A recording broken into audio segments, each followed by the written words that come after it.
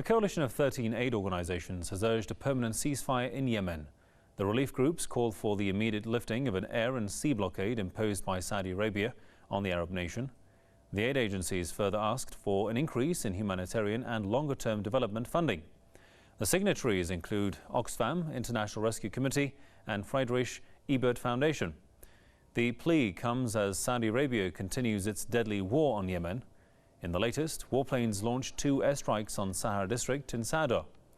More than 20 people were also killed in earlier bombardments of the same province. Warplanes also targeted the residence of the country's former deputy commander of special security forces, as well as the presidential palace in Sana'a.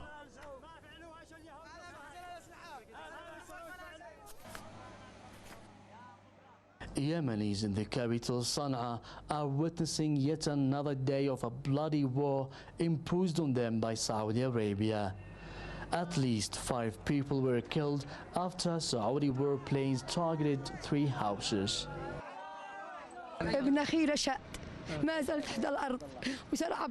Two of my brothers were killed. What have they done to Saudi Arabia? They were ordinary poor people and they might sleep without a dinner. I just call on Allah to punish Saudi Arabia for what it has done against my family. The United Nations Educational, Scientific and Cultural Organization has slammed such attacks against one of the World Heritage Sites. It has described the old city of Sana'a as the remaining jewel of old cities in the declaration. It is a real crime against world heritage as Saudi Arabia continues to sabotage and target Yemen's archaeological sites. It has targeted the castle of Cairo, Marib Dam and so on and so forth before a shameful international silence. We do not want just declarations. We want the world to act before it's late. As we were about to leave the scene of Riyadh's heinous crime, the dead body of a young boy was just pulled out of the debris. After such painful incident, we heard gunshots into the air, a tradition practiced by Yemenis as a sign of revenge. Observers say Saudi Arabia has committed crimes against humanity in the old city of Sana'a. People here say such attacks against Yemeni civilians reveal Riyadh's ugly face. Mohammed Al-Attab, Press TV, Sana'a. Well, to discuss this further, let's go to Bristol and talk to Tony Gosling, investigative journalist. Welcome to the programme, sir. Mr. Gosling, over a dozen heavyweight aid and rights organisations are all saying enough is enough. Many see similarities between the Saudi aggression against Yemen and Israel's war on Gaza. Now, why do you think the West and the United Nations in particular have done nothing to stop this war? Well, it's not really actually a war between 2 equal sides, is it? Because on the one hand, you've got the incredibly super rich Saudi state with its British and American weapons, these tornado bombers that Britain supplied, and the F-15s, which are also used for bombing by the Saudis, versus what is actually the poorest country in the Middle East.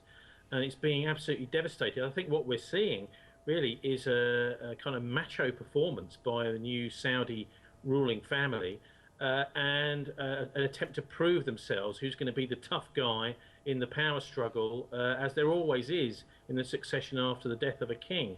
But the main protagonists here are not the Saudis themselves, they're the British and the Americans mainly, who've been supporting them, particularly the Americans with their intelligence they're getting from their satellites to help with targeting, and also, of course, the British. And, you know, I'm absolutely devastated that our Foreign Secretary, Philip Hammond, is not saying any more about this, because this is an absolute crime against humanity.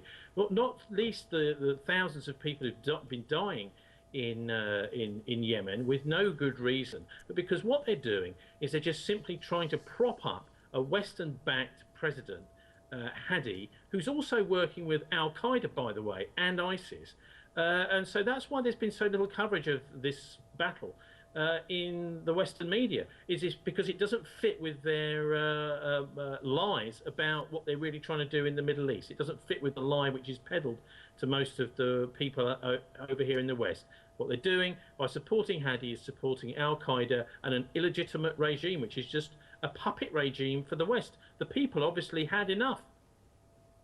And of course, the Saudis haven't reached their objectives so far by crushing the Yemeni people's resistance in face of all these brutal attacks. I mean, who do you think will finally win this war, win this aggression?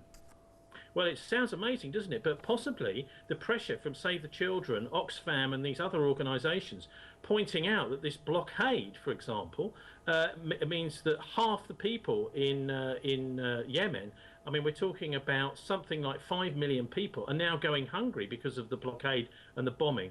That the bombings made another 500,000 homeless, desperately in need of aid from this, you know, well, as I say, it's not a one-sided war, it's a massacre. And actually, it's the pressure from these aid groups and from the public in the West here, not the governments. The public is beginning now to put pressure on our governments through these charities. Because we can see that this is really drawing attention to the utter hypocrisy of the British government in supporting this regime. I mean, also the hideous attacks just recently today, yesterday actually, this 10th century site, the Unesco site as well. The reason Britain is involved in all this, of course, and why it's so important that people in Britain do get engaged and the British charities get involved, is because Britain was the colonial power here for 130 years. And really, this is our problem that we've created. And what we're doing is we're weighing in on the side of the bad guys. I mean, it would be interesting, wouldn't it, to see if Saudi Arabia actually tried to send their ground troops in, because many of them are actually born in Yemen, whether they might actually revolt. Maybe that's one of the reasons that the Saudi royal family have decided they want to do this cowardly bombing from the air with the help of the Americans, because their troops, if they were to send them into Yemen, might decide, actually, we've had enough of this Saudi regime altogether. All right, Tony Gosling, investigative journalist from Bristol. As always, thanks for your time there, sir. Thank you.